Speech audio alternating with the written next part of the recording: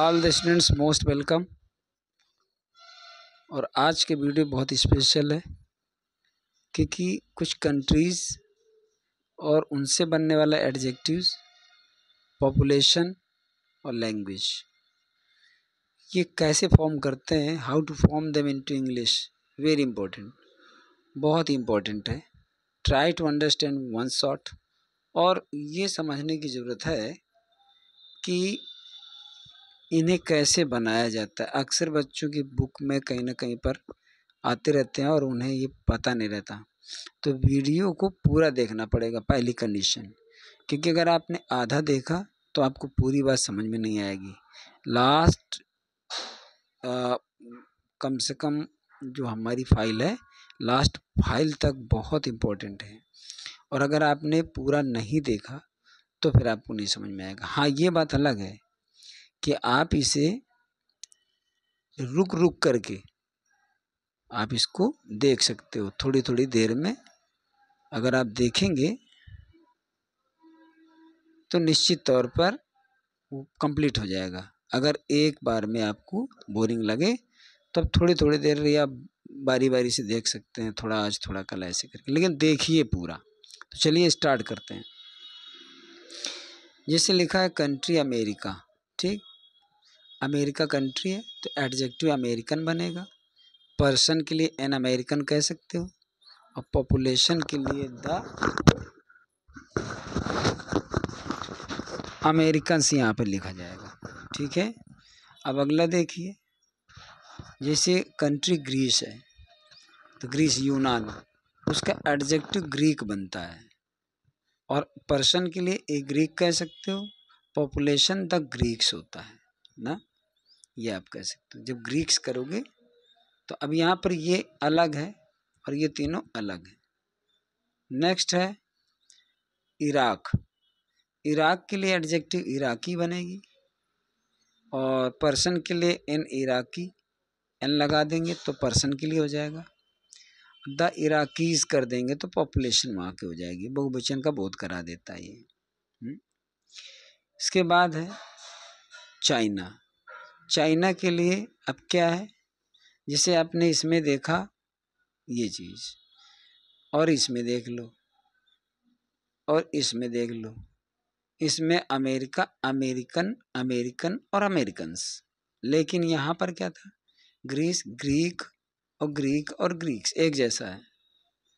इसके बाद इराक, यहाँ पर ये जो लिखा हुआ इराक में, इराकी इसका बनेगा और इसका इराकी बनेगा। यहाँ पर थोड़ा सा ध्यान देने की ज़रूरत है कि ये यहाँ पर जो आपका ये यू आ गया है ये नहीं आएगा इसमें, मतलब यही स्पेलिंग करेक्ट है। IRAQI, IRAQIS। तो यहाँ इराक का इराकी, इराकी और इराकीज, एल लगाएंगे तो पर्सन को डिनोट करेगा। अब चाइना है तो यहाँ चाइनीज़ और चाइनीज़ और चाइनीज़।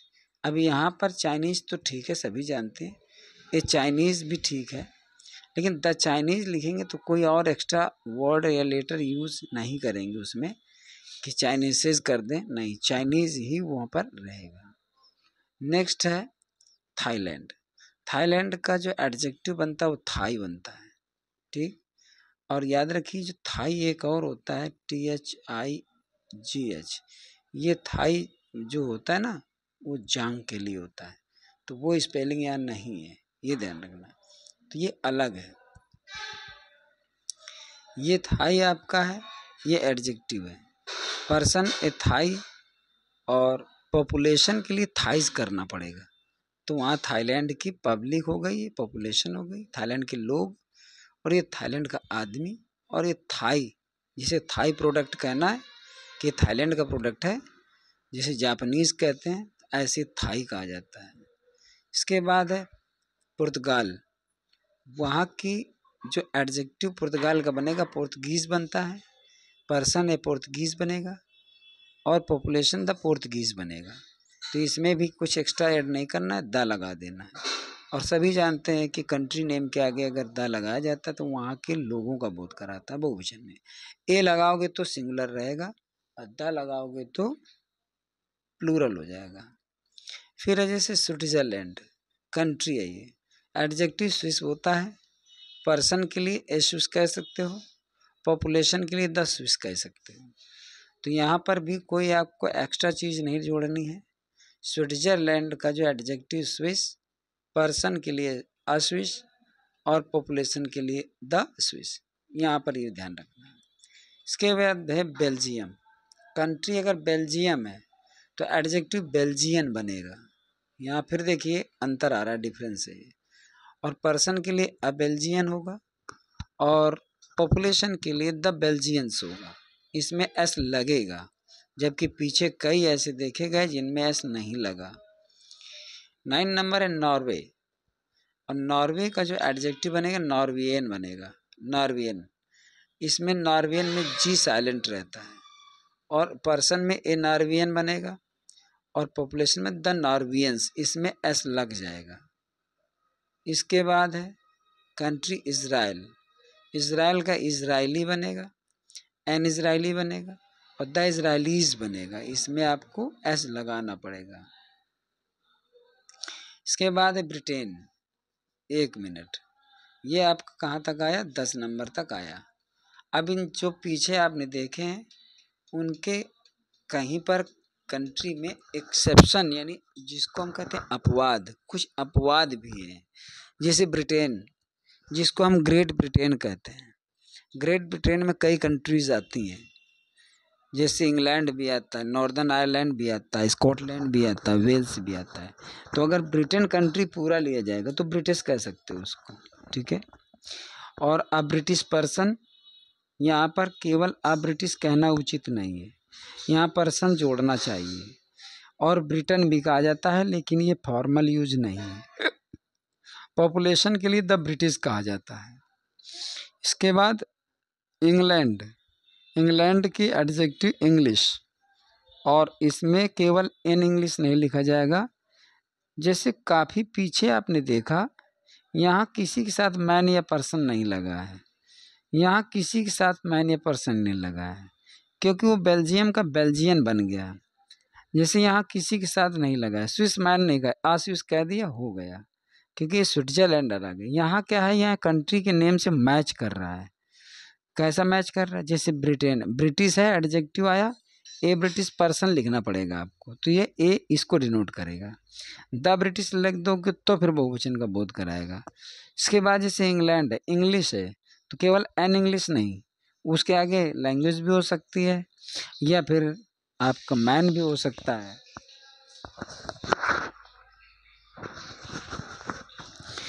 एन इंग्लिश मैन या इंग्लिश वूमेन कह सकते हो, या पॉपुलेशन को द इंग्लिश कहा जाएगा।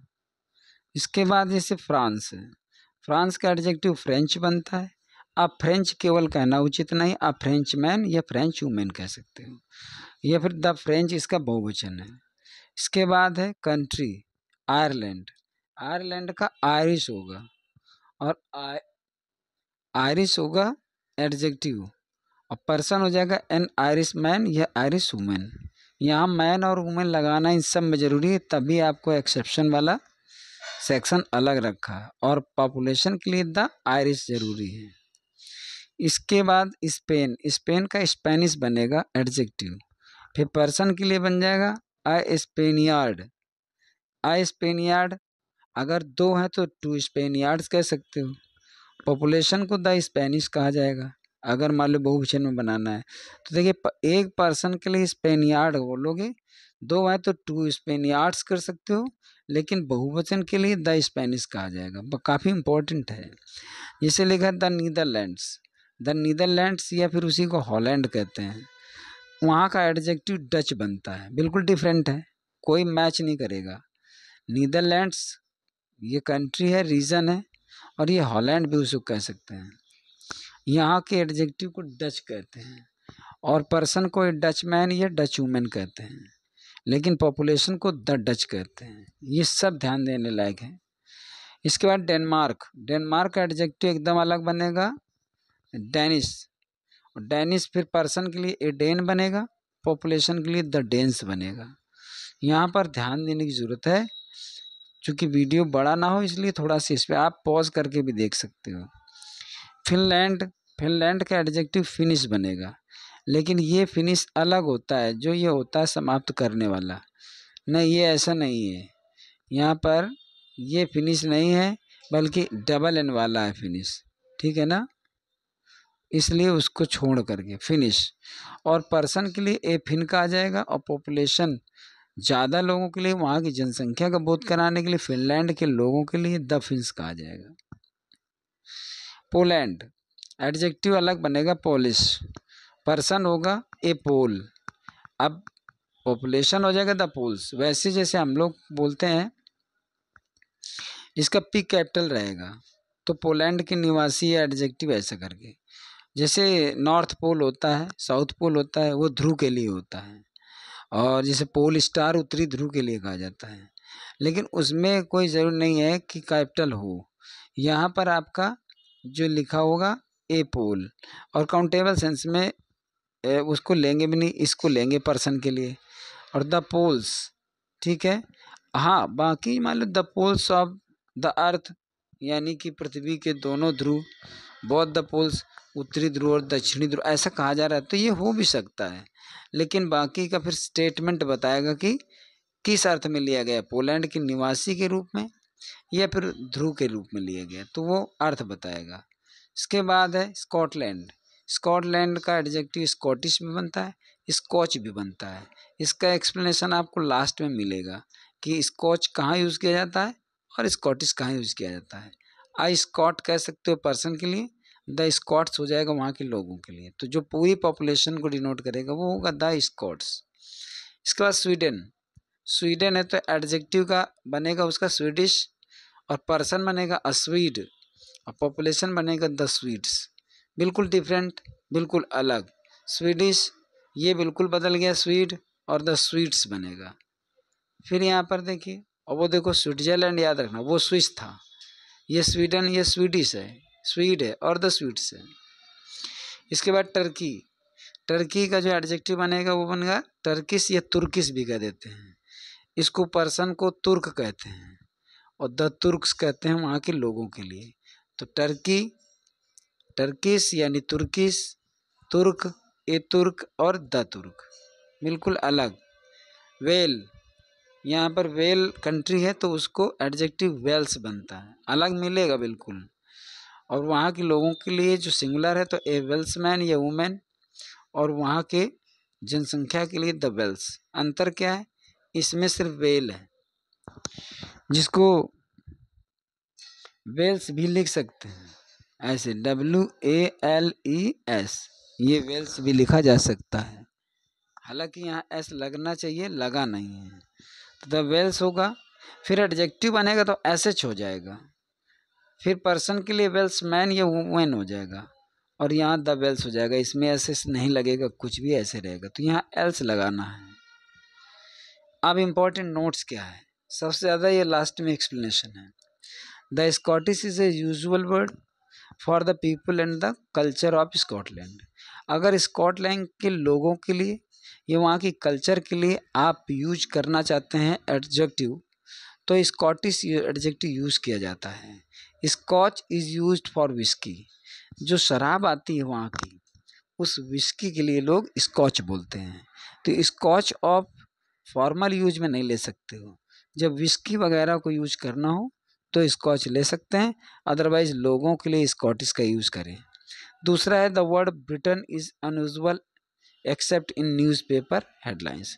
वहाँ जो आया था ब्रिटिश या ब्रिटेन, जो कि ब्रिटिश के लिए लिखा गया था वहाँ, ब्रिटेन के लिए, तो फिर आप रिवर्स करके देख सकते हो, ब्रिटेन के लिए जो आया था ब्रिटिश, तो यहाँ ब्रिटन भी उसमें ब्रैकेट में लिखा था।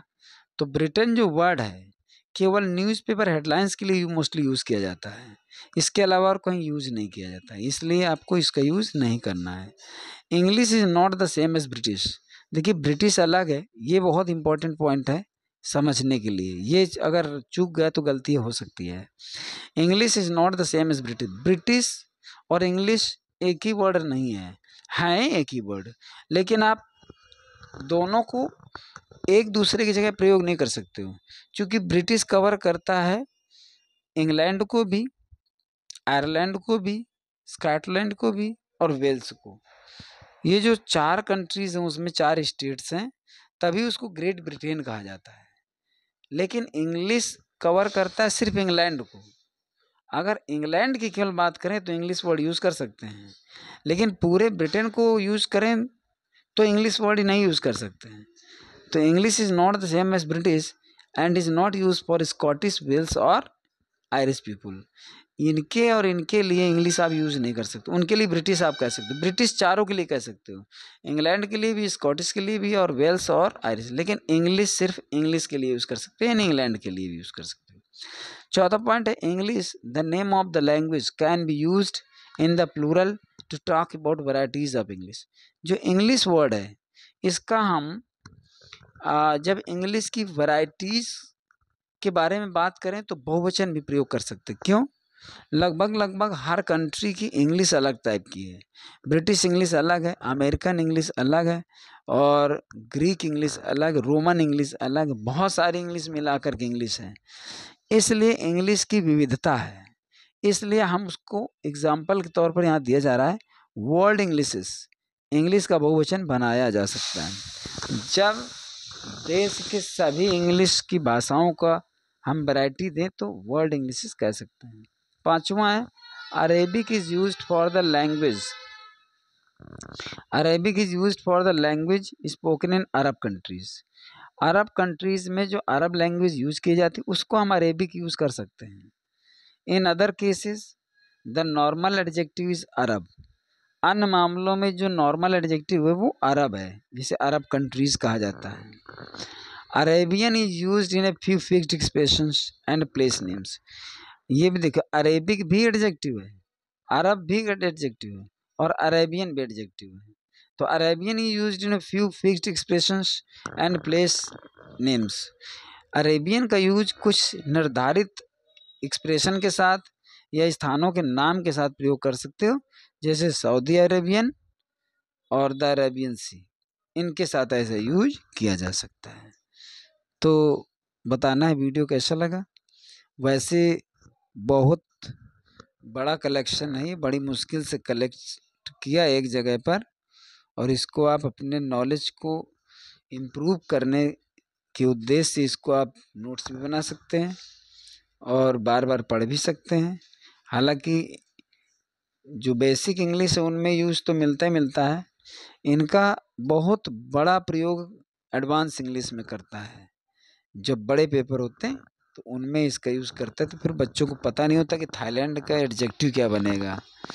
जैसे अमेरिका का एडजेक्टिव पूछा जाए तो जल्दी आ जाएगा, अमेरिकन आ जाएगा। रसिया का पूछा जाए, रसियन आ जाएगा, ठीक है ना। और केन्या का पूछा जाएगा, केन्यन आ जाएगा, इटालियन आ जाएगा, यूरोपियन आ जाएगा, ब्राज़ीलियन आ जाएगा। लेकिन अगर उसने पलट कर पूछ दिया कि स्विट्ज़रलैंड का एडजेक्टिव बताइए, डेनमार्क का एडजेक्टिव बताइए, तो फिर एक बार बच्चे के लिए मुश्किल हो जाता है। इसलिए be alert, be careful, these words बहुत आवश्यक है, इसलिए आप ध्यान दें। So thank you very much. मिलते हैं फिर अगले किसी वीडियो में, तब तक के लिए शुभकामनाएं।